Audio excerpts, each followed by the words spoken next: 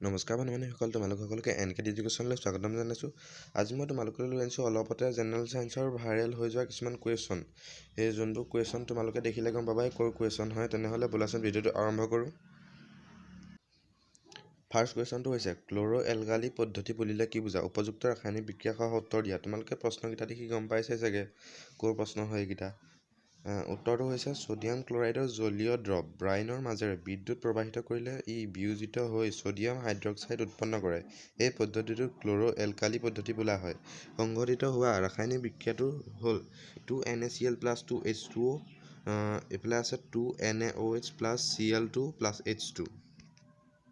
তো নেক্সট প্ৰশ্নটো হৈছে প্লাষ্টাৰ অফ পেৰিছ কি? প্লাষ্টাৰ অফ পেৰিছৰ পৰা কিদৰে জিপছাম উৎপন্ন কৰা হয়? ৰাসায়নিক সমীকৰণ লিখা।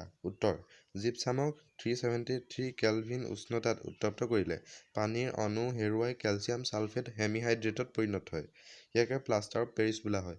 প্লাষ্টাৰ অফ পেৰিছৰ লগত পানী মিহলালে জিপছাম উৎপন্ন হয়। সংঘটিত বিক্ৰিয়াটো তোমালোকে তলত দিয়া আছে, তোমালোকে চাই ল'বা বিক্ৰিয়াটো। 3 নম্বৰ প্ৰশ্নটো হৈছে লেড নাইট্ৰেটক তাপীয় বিয়োজন কৰিলে কিয় মুগা বৰণীয়া ধোঁৱা নিৰ্গত হয়? উপযুক্ত বিক্ৰিয়াসহ কাৰণ দৰ্শোৱা। উত্তৰ: লেড নাইট্ৰেটক তাপীয় বিয়োজন কৰিলে ই বিয়োজিত হৈ লেড অক্সাইড, নাইট্ৰজেন ডাই অক্সাইড আৰু অক্সিজেন উৎপন্ন হয়। উৎপন্ন হোৱা নাইট্ৰজেন ডাই অক্সাইডৰ বাবে মুগা বৰণীয়া ধোঁৱা নিৰ্গত হয়। সংঘটিত হোৱা বিক্ৰিয়াটো তলত দিয়া হৈছে, তোমালোকে চাই ল'বা সংঘটিত হোৱা বিক্ৰিয়াটো।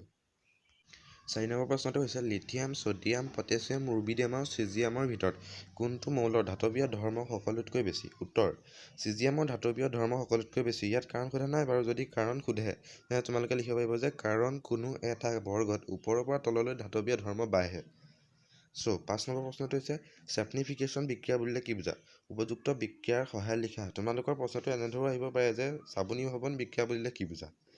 উত্তৰ: ছ'ডিয়াম হাইড্ৰক্সাইডৰ লগত এষ্টাৰৰ বিক্ৰিয়া ঘটিলে এষ্টাৰ পুনৰ এলকহল আৰু কাৰ্বক্সিলিক এচিডৰ ছ'ডিয়াম লৱণলৈ ৰূপান্তৰিত হয়। এই বিক্ৰিয়াটোকে চেপনিফিকেশ্যন বা চাবনীভৱন বিক্ৰিয়া বোলা হয়। সংঘটিত হোৱা বিক্ৰিয়াটো তলত দিয়া আছে, তোমালোকে চাই ল'বা বিক্ৰিয়াটো।